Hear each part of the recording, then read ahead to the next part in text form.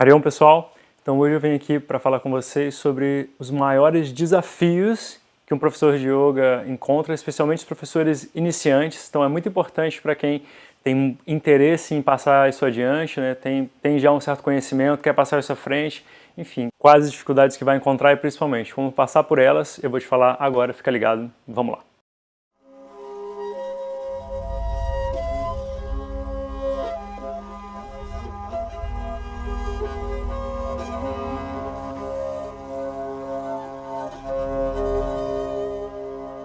Então, quais são os maiores desafios que um professor de yoga iniciante vai encontrar?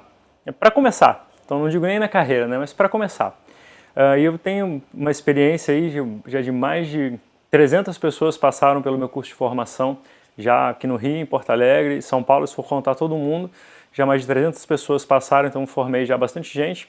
E vejo as mesmas dificuldades se manifestarem com realmente muita frequência. E são coisas, ao mesmo tempo, que preocupam a pessoa, né? A pessoa dá uma taquicardia ali, mas ao mesmo tempo são coisas simples de você cuidar, se você souber como, é claro. Então vamos lá. A primeira coisa que um professor de yoga sente é que, apesar de que ele é um praticante regular, às vezes um praticante de muitos anos, alguém que está assim, muito interessado sobre yoga, já leu pra caramba, já viu vários cursos, já foi a vários workshops, já foi para a Índia, inclusive, e sente que ele não consegue organizar aquilo, né? Simplesmente não tem como ele pegar aquele mundo e botar, então, no método, e é isso que falta a ele, método. Então, a primeira coisa que é importante é você encontrar uma tradição para chamar de sua. O que eu quero dizer com isso? Quando você entra em contato com yoga, você não imagina o mundo, né? Um universo de coisas que você vai encontrar. São muitos mestres, muitas vertentes, muitas tradições, muito tudo. E todas elas têm alguma coisa de válido para trazer. Depende de você, né, da sua conexão com o mestre, né, com a pessoa, com o ensinamento, da forma como ele é exposto e a forma que ele toma quando você vai de fato praticar. Postura ou meditação, mantra, rituais. Você pode encontrar no yoga uma religião, né, que é o hinduísmo e derivados. Agora, se você tentar fazer tudo ao mesmo tempo, provavelmente não vai dar. O que eu quero dizer com isso? Tem um caminho certo, tem um caminho errado. Então é o seguinte, existe uma maneira certa, né? Uma maneira certa de fazer bolo? Não. Tem bolo de chocolate, de laranja, de fubá, meu favorito. Tem de limão, tem de um monte de coisa. Então, se você começa a fazer um bolo, aí você junta ali o ovo, a farinha, você junta ali o leite, e aí você vai começar. Você vai fazer um bolo de quê? Então você tem que decidir.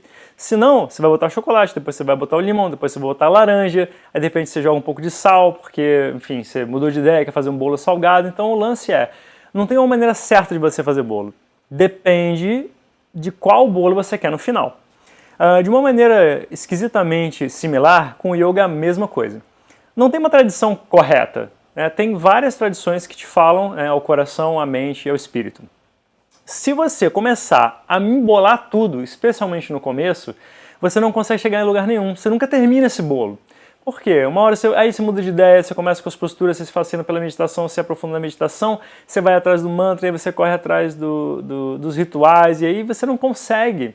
Então, a forma de você sedimentar isso, você escolher uma tradição, e entender ela a fundo, o que ela está te transmitindo, de que maneira que ela transmite para você o que o yoga é e o que ele pode te trazer de bom. Uma vez que isso fica estabelecido, aí você tem como expandir os teus horizontes. Então o paralelo final, o bolo seria o seguinte, quando você consegue fazer um bolo simples, ele fica ali bonitinho, um bolo de fubá, depois você consegue fazer coisas mais elaboradas, você faz um glaciado, você faz uma cobertura e por aí vai. Você está até com fome, né? Eu sei que eu estou. Então, a primeira coisa é você, por incrível que pareça, quando você embarca em passar isso, né, passar o yoga para alguém, você tem que deixar o mais simples possível. Se você cobrir ele de informação, a coisa desanda. Por isso que eu sempre falo também para os alunos que o pior/melhor livro sobre yoga que tem é de um alemão chamado Jörg Feuerstein, chamado A Tradição do Yoga. É uma talaca desse tamanho, de grossura assim, desse tamanho, né, de largura. E tem tudo que você poderia saber sobre yoga, praticamente tudo. E o problema justamente é esse. Se você ler ele de cabo a rabo, ele mais te confunde do que te informa. Então você tem que sedimentar uma tradição, tentar entender na simplicidade da situação, e é essa simplicidade que vai sedimentar a tua base para passar alguma coisa para uma outra pessoa, porque primeiro você mesmo tem que entender, certo? Então essa é a primeira dica, a primeira dificuldade é como que você vai passar, essa é a primeira dica, sedimenta uma tradição, fica numa tradição só e depois você segue adiante. O segundo desafio do professor yoga novato é que ele vai topar com as mais diferentes tipos de condições físicas, mais diferentes tipos de enfermidades ou de situações com relação ao corpo e a mente da pessoa. E ele fica desesperado, né? O que vai acontecer se pintar um aluno com hérnia? O que vai acontecer se o cara vier de braço quebrado? O que vai acontecer se o cara dormir no relaxamento e não acordar mais? Enfim, muitas perguntas, muitas situações. E de novo, a chave é você se ater ao simples. Ou seja, se você não é médico, se você não é fisioterapeuta, não tem uma atividade, né, paralela nesse sentido à sua de professor de yoga, você tem que ir aprendendo com o tempo. Você tem que se fiar nas pessoas que conhecem. Então, se aparece um aluno com uma situação com a qual você não sabe lidar, naquela aula você está meio vendido. Você vai ter que fazer o mínimo possível para aquela pessoa ter uma aula legal, não se machucar, né, não se piorar. E no instante seguinte que aquela pessoa for embora, você vai tentar se informar a respeito daquela condição. Um amigo médico, um amigo osteopata, um amigo fisioterapeuta, massoterapeuta, enfim, várias pessoas que podem dar dicas construtivas sobre a situação daquela pessoa. E com o tempo você vai aprendendo. Com certeza sempre vai ter uma situação com a qual você não sabe lidar.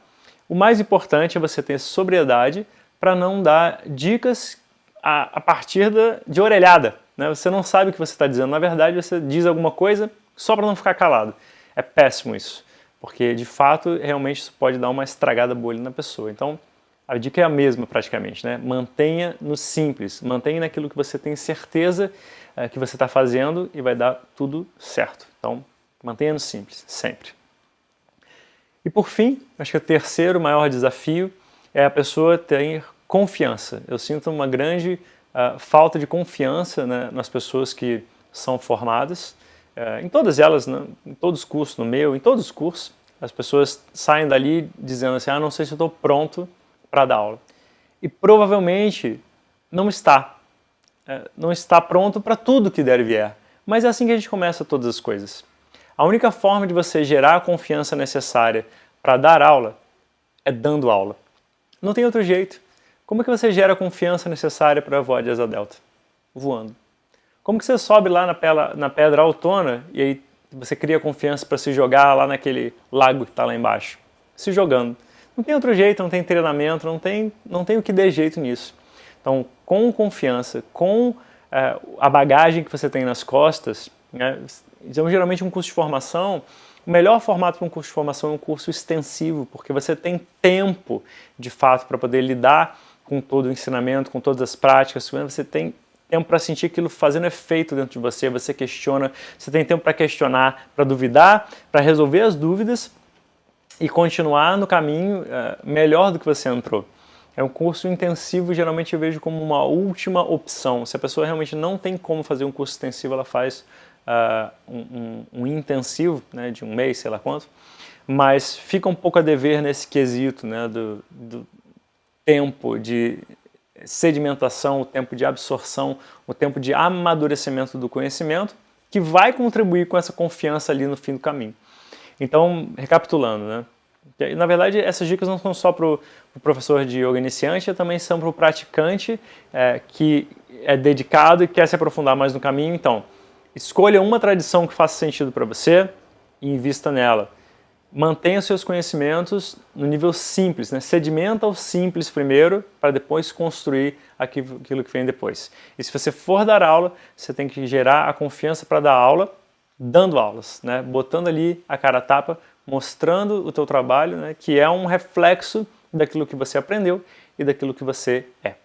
Justamente para quem está nesse caminho, né? Quer se tornar um professor de yoga melhor, quer se tornar um praticante melhor, porque conhece a tradição, porque sabe a que ela veio, o que esperar dela, como passá-la adiante, é que eu estou mais uma vez fazendo uma edição, talvez a última edição desse ano, do meu curso gratuito online, Yoga em Essência, que é justamente o essencial que você precisa saber sobre o yoga vai ser bem legal ali no mês de setembro. A gente vai ter mais de 21 dias aí de aulas, comunidade, discussões, meditações, vai ser maneiro pra caramba, como já foi. E eu vou deixar o linkzinho aí embaixo para você se inscrever, é gratuito, você começa a receber os e-mails logo depois, com um curso preparatório que eu já mando logo de cara. Então é só clicar aí e passa essa mensagem adiante, conhecimento não pode parar.